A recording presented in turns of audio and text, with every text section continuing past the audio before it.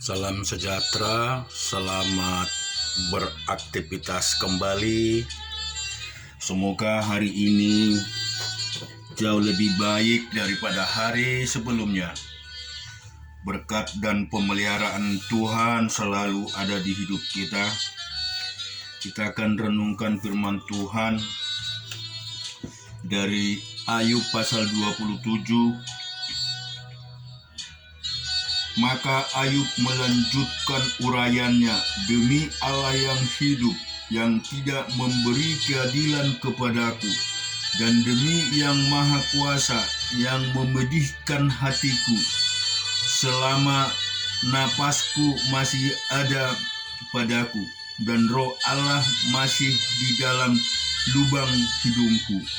Maka bibirku sungguh-sungguh tidak akan mengucapkan kecurangan, dan lidahku tidak akan melahirkan tipu daya. Aku sama sekali tidak membenarkan kamu sampai binasa. Aku tetap mempertahankan bahwa aku tidak bersalah. Kebenaranku kupegang teguh dan tidak kulepaskan. Hatiku tidak mencela sehari pun daripada umurku. Biarlah musuhku mengalami seperti orang fasik, dan orang yang melawan aku seperti orang yang curang. Karena apakah harapan orang durhaka kalau Allah menghabiskannya, kalau ia menuntut nyawanya? Apakah Allah akan mendengar teriakannya jika kesesakan menimpa dia? Dapatkah ia bersenang-senang karena Yang Maha Kuasa dan berseru kepada Allah setiap waktu? Aku akan mengajari kamu tentang tantangan Allah. Apa yang dimaksudkan oleh Yang Maha Kuasa tidak akan sembunyikan. Sesungguhnya kamu sekalian telah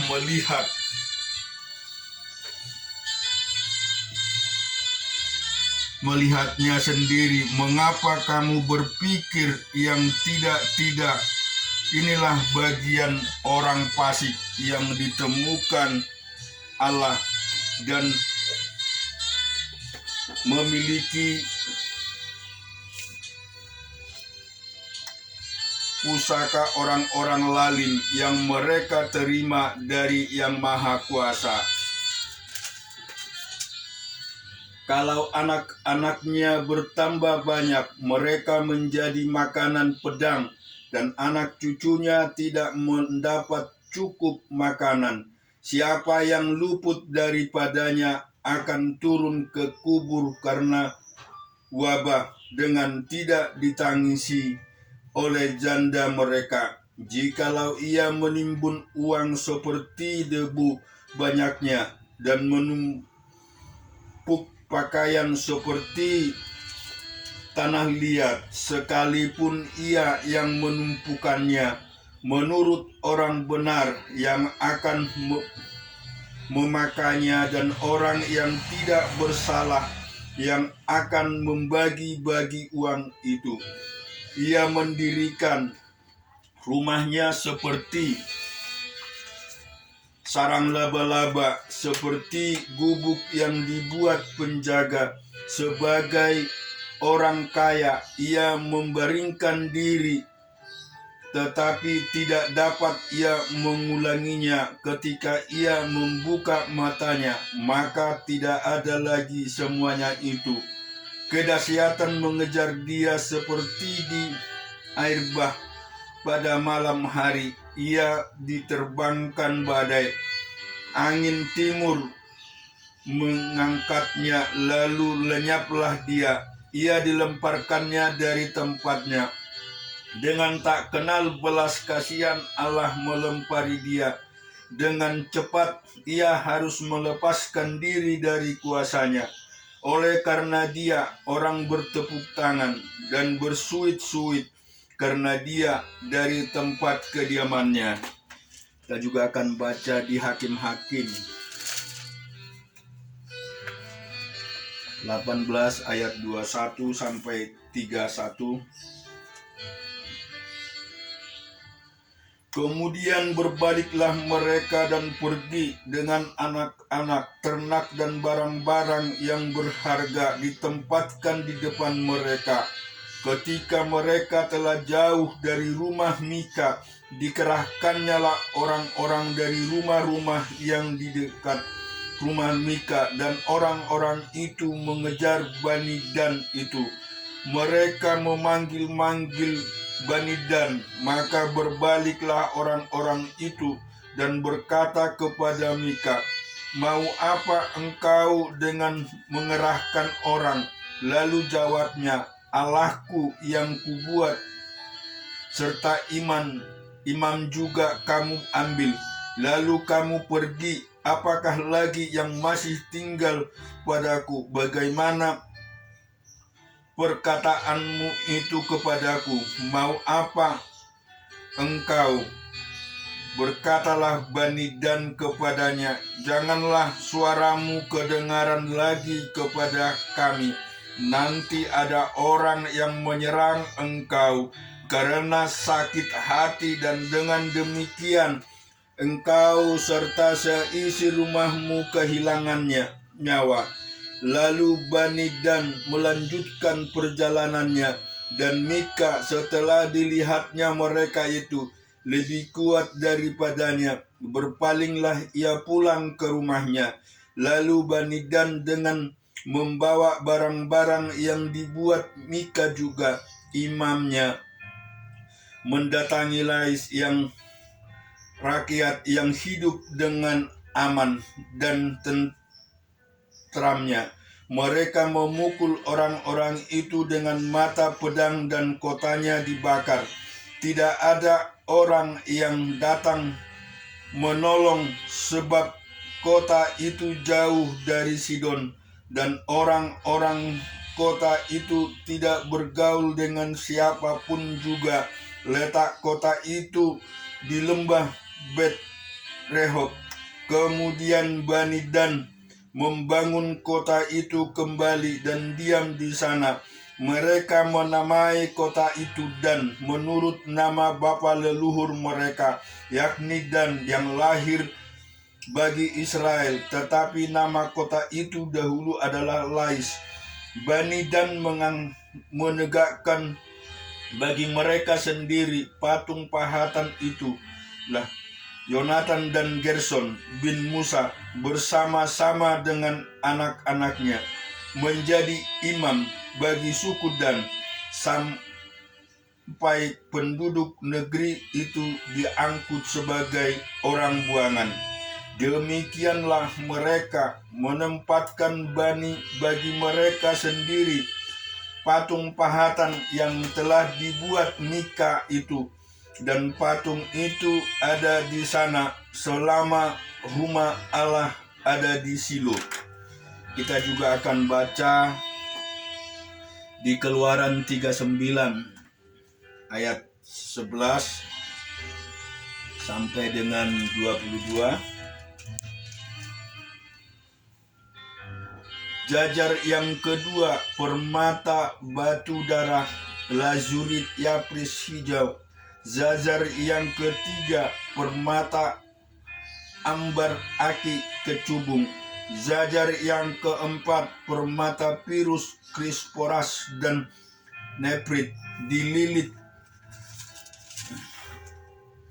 dengan ikat emas. Demikianlah permata-permata itu dalam tatahannya sesuai dengan nama para anak Israel. Permata itu adalah 12 banyaknya, dan pada tiap-tiap permata ada diukirkan seperti meterai nama salah satu suku dari yang 12 itu.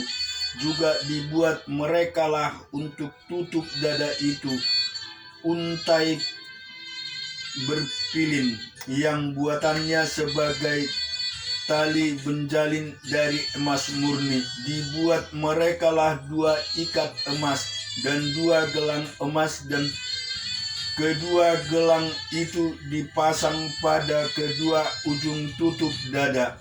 Dipasang merekalah kedua untai emas yang berjalin itu pada kedua gelang itu di ujung tutup dada. Kedua ujung lain dari kedua untai berjalin itu dipasang merekalah pada kedua ikat emas itu. Demikianlah dipasang pada tutup bahan baju efod di sebelah depannya. Dibuat merekalah dua gelang emas dan dibubuh pada kedua ujung tutup dada itu, pada pinggirnya yang sebelah dalam yang berhadapan dengan baju efod. Juga dibuat merekalah dua gelang emas dan dipasang pada kedua tutup bahu baju efod di sebelah bawah pada bagian depan dekat ke tempat persambungannya di sebelah atas sabuk baju efod. Kemudian diikatnyalah mereka tertutup dada itu dan gelangnya, lepas gelang baju efod dengan memakai tali ungu tua sehingga tetap di atas sabuk baju efod, dan tutup dada itu tidak dapat bergeser dari baju efod seperti yang diperintahkan Tuhan kepada Musa. Dibuatnyalah gamis baju efod buatan tukang tenun dari kain ungu tua seluruhnya. Kita juga akan renungkan di Perjanjian Baru dari Matius 17 ayat 1 sampai 13.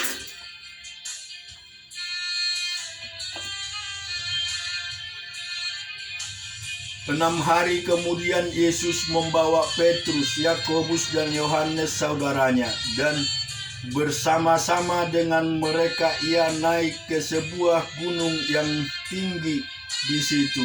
Mereka sendiri saja. Lalu Yesus berubah rupa di depan mata mereka. Wajahnya bercahaya seperti matahari, dan pakaiannya menjadi putih bersinar seperti terang. Maka nampak kepada mereka Musa dan Elia sedang berbicara dengan dia. Kata Petrus kepada Yesus, "Tuhan, betapa bahagianya kami berada di tempat ini. Jika Engkau mau, biarlah kudirikan di sini 3 kemah, 1 untuk Engkau, 1 untuk Musa, dan 1 untuk Elia." Dan tiba-tiba sedang berkata-kata, turunlah awan yang terang menaungi mereka, dan dari dalam awan itu terdengar suara yang berkata, "Inilah anak yang kukasihi, kepadanya aku berkenan, dengarkanlah dia." Mendengar itu tersungkurlah murid-muridnya dan mereka sangat ketakutan. Lalu Yesus datang kepada mereka dan menyentuh mereka sambil berkata, "Berdirilah, jangan takut." Dan ketika mereka mengangkat kepala, mereka tidak melihat seorang pun kecuali Yesus seorang diri. Pada waktu mereka turun dari gunung itu, Yesus berpesan kepada mereka, "Jangan kamu ceritakan penglihatan itu kepada orang pun sebelum Anak Manusia dibangkitkan dari antara orang mati." Lalu murid-muridnya bertanya kepadanya, "Kalau demikian, mengapa ahli-ahli Taurat berkata bahwa Elia harus datang dahulu?" Jawab Yesus, "Memang Elia akan datang dan memulihkan segala sesuatu. Dan aku berkata kepadamu, Elia sudah datang, tetapi orang tidak mengenal dia dan memperlakukannya menurut kehendak mereka. Demikian juga Anak Manusia akan menderita oleh mereka." Pada waktu itu mengertilah murid-murid Yesus bahwa ia berbicara tentang Yohanes Pembaptis. Amin. Tuhan kiranya memberkati kita semua.